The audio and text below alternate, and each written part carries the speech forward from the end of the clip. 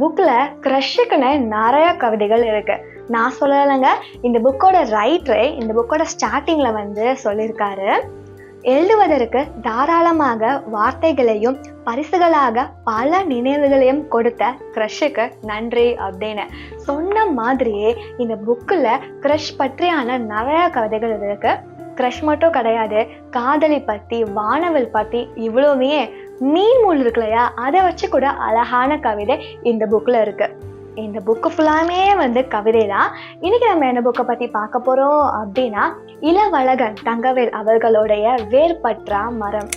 இந்த புக் ஒரு கவிதை தொகுப்பு. இந்த புக்கு ஃபுல்லாமே அழகான கவிதைகளாக தான் இருக்கும். எனக்கு எல்லா கவிதைகளுமே ரொம்பவே பிடிச்சிருந்துச்சு. முக்கியமான விஷயம் என்னன்னா, இந்த புக்கில் வரக்கூடிய ஒவ்வொரு கவிதைக்கும் ஒவ்வொரு பெயர் வச்சுருப்பாங்க. அது எனக்கு ரொம்ப ரொம்ப பிடிச்சிருந்துச்சு. ஸோ நான் எனக்கு ரொம்ப ரொம்ப பிடிச்ச ஒரு 5 கவிதைகள் இந்த புக்கிலேருந்து எடுத்து வச்சுருக்கேன். அது என்னலாம் அப்படின்னு சொல்லிட்டு பார்க்கலாமா? இந்த புக்கோடைய முதல் கவிதையே எனக்கு ரொம்ப பிடிச்சிருந்துச்சு.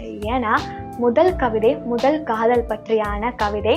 இந்த கவிதையுடைய பெயர் முதல் காதல் கதை.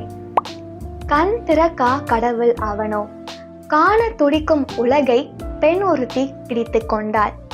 பிடித்து கொண்ட பித்தால் போர் தொடுக்க போகும் அவனோ போதை பழக்கம் இல்லாதவன். ஆயுதங்கள் தாங்கி அழித்து ஒழிக்க ஆயத்தமாக. எதிர்ப்புறமோ ஏவாளின் சாயலில் ஒருத்தி, வாளது வளைந்து போக வீசும் ஓர் பார்வை. வரவை எதிர்பார்த்து வளவாய் ஆடும் கொடி போல் கூந்தல். முகம் பார்க்க முடியாமல் மூச்சு வாங்குகிறது இவனுக்கு. இரக்கமே இல்லாதவன் முதல் முறை இறங்கி செல்கிறான். உரைப்பனி நடுகும் குளிராக உள்ளம் அதிர. கவிதை உதிர்க்கும் இதழில் ஒரு காட்சியை காண்கிறான். தன் கனவெல்லாம் மறந்து காலடி விழுந்து அவள் காதல் கதையை செய்கிறான். எவ்வளோ அழகா எழுதியிருக்காங்க பாருங்களேன், முதல் காதல் கதைய. எனக்கு இந்த கவிதை ரொம்ப ரொம்ப பிடிச்சிருந்துச்சு. பெருசாக தான் இருக்கும் ஒரு பேஜுக்கு, ஆனால் அதில் உள்ள ஃபீலிங் இருக்குது பார்த்தீங்களா, அது ரொம்ப ரொம்ப நல்லா இருந்துச்சு. ஸோ இதுதான் என்னுடைய ரொம்ப ரொம்ப ஃபேவரட்டான கவிதை இந்த புக்கில். அடுத்த கவிதை. இந்த கவிதையுடைய பெயர் முள்ளின் கதை. தூண்டில் முள்ளில் சிக்கிய மீன் மீண்டும் ஒரு முறை தொண்டையிலும் சற்று சிக்கி பார்க்கிறது, வலிக்கிறதா என. மீன் முள்ளை வச்சு எவ்வளோ அழகா கவிதை எழுதியிருக்காங்க. ஃபர்ஸ்ட் மீன் முள்ளை வச்சு கவிதை எழுதலாம் அப்படிங்கிற யோசனை அவருக்கு எப்படி வந்துச்சுன்னே தெரியல. தூண்டில் முள்ளில் சிக்கிய மீன் மீண்டும் ஒரு முறை தொண்டையிலும் சற்று சிக்கி பார்க்கிறது, வலிக்கிறதா என. அடுத்து ஒரு அழகான காதல் கவிதை. கடவுளின் தரிசனம். நாத்திகம் பேசும் அவன் வாரந்தோறும் வெள்ளிக்கிழமை கடவுளை பார்க்க கோவிலுக்கு செல்வதாக செய்தி.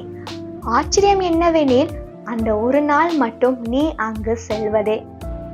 என்னதான் நாத்திகம் பேசுறவனா இருந்தாலும் அவனுடைய காதலி வெள்ளிக்கிழமை கோயிலுக்கு போனா அவனும் கோயிலுக்கு போகனால செய்யணும்.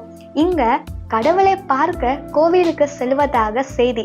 கடவுளுங்கிறது டெய்லி அந்த கோயில் உள்ள இருக்கிற சாமி கிடையாது. அவனை பொறுத்த வரைக்கும் கடவுளுங்கிறது வெள்ளிக்கிழமை ஆனா கோவிலுக்கு போற அவனுடைய காதலி தான்.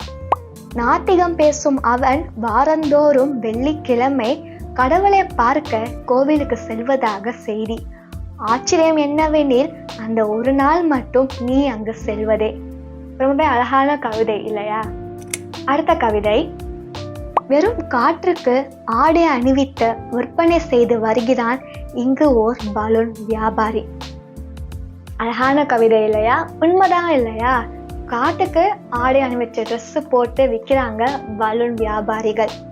வெறும் காற்றுக்கு ஆடை அணிவித்து விற்பனை செய்து வருகிறான் இங்கு ஓர் பலூன் வியாபாரி. என்னதான் வெறும் காற்றுக்கு ட்ரெஸ் போட்டு விற்பனை செஞ்சாலுமே அதுக்கு பலூனுக்கு அவ்வளோ ஃபேன்ஸ் இருக்காங்க இல்லையா? சின்ன வயசுல நானும் திருவிழாவுக்கு போனால் பலூன் வாங்காமல் வரவே மாட்டேன். டிஃப்ரெண்ட் ஷேப்பில் கிடைக்கும். அந்த பலூன் வியாபாரிகளை பார்த்தா நான் அப்படியே பின்னாடியே போயிடுவேன் தெரியுமா? நிஜமாவே பலூன் விற்கிறவங்க இருக்காங்களா, அவங்கள பார்த்தா நான் அப்படியே வாயை போட்டு நான் பின்னாடியே போயிடுவேன். எங்கள் அம்மா கையை பிடிச்சிட்டு தான் கூட்டிகிட்டு போவாங்க. கையை விட்டாங்க நான் அவங்க பின்னாடியே போயிடுவேன். வீட்டில் பலூன் வாங்கி கொடுப்பாங்க, இருந்தாலும் நான் அவங்கள பார்த்தா அப்படியே பின்னாடியே போயிடுவேன். நான் எங்கள் அம்மா சொல்லுவாங்க, யாருக்கு தான் பலூன் பிடிக்காது? குழந்தைகளுக்கு பலூன் மேலேயும் அந்த பலூன் வியாபாரிகள் மேலேயும் அப்படி ஒரு காதல் ரொம்பவே பிடிக்கும் இல்லையா? எனக்கு ரொம்பவே பிடிக்கும் பலூன்னா. இன்னும் வரைக்கும் எனக்கு பலூன்னா ரொம்ப ரொம்ப பிடிக்கும். உங்களுக்கு கொடூரமான ஆசைன்னு ஏதாச்சும் இருக்கா? கண்டிப்பா எல்லாருக்குமே கொடூரமான ஆசைன்னு சில ஆசைகள் இருக்கும். அதை பத்தினா இந்த கவிதை. கொடூர ஆசை. பனிக்கட்டின் வெப்பத்தை, வெயிலின் குளிர்ச்சியை, அமைதியின் அலறலை, அன்பின் கொடூரத்தை, நிழலின் உருவத்தை, நிம்மதியின் புலம்பலை நின்று ரசிக்க அப்படி ஓர் அதீத ஆசை. இவருக்கு இந்த மாதிரி ஆசை இருக்கிற மாதிரி நமக்கும் வித்தியாசமான சில கொடூரமான ஆசைகள் இருக்கதா செய்யும் இல்லையா? பனிக்கட்டின் வெப்பத்தை, வெயிலின் குளிர்ச்சியை, அமைதியின் அலறலை, அன்பின் கொடூரத்தை, நிழலின் உருவத்தை, நிம்மதியின் புலம்பலை நின்று ரசிக்க அப்படி ஓர் அதீத ஆசை. இந்த மாதிரி உங்களுக்கு எந்த மாதிரியான கொடூர ஆசை இருக்கு அப்படின்னு சொல்லிட்டு கீழே கமெண்ட்ல சொல்லுங்க. அவ்வளோதாங்க, இந்த புக்கில் எனக்கு ரொம்பவே பிடிச்ச 5 கவிதையை நான் கூட ஷேர் பண்ணேன் இல்லையா? அதே மாதிரி இந்த புக்கை நீங்கள் படிச்சுட்டு உங்களுக்கு பிடிச்ச கவிதை என்ன அப்படின்னு சொல்லிட்டு கீழே கமெண்ட் பண்ணுங்க. இந்த புக் வேணும் அப்படின்னா அமேசானில் கூட அவைலபிளாக இருக்கு. நான் டிஸ்கிரிப்ஷன் லிங்க் தரேன், மறக்காமல் வாங்கி படிச்சுட்டு எப்படி இருந்துச்சுன்னு சொல்லுங்கள். வீடியோ பிடிச்சிச்சு அப்படின்னா லைக் பண்ணுங்கள். இந்த புக்கை நீங்கள் யாருக்காச்சும் டெடிகேட் பண்ணணும்னு நினச்சிங்கன்னா வீடியோவை ஷேர் பண்ணிவிடுங்க, சப்ஸ்கிரைபும் பண்ணிவிடுங்க. நெக்ஸ்ட்டு இதே மாதிரி ஒரு சூப்பரான புக் ரிவ்யூவோட அடுத்த வீடியோவில் பார்க்கலாம். பாய்.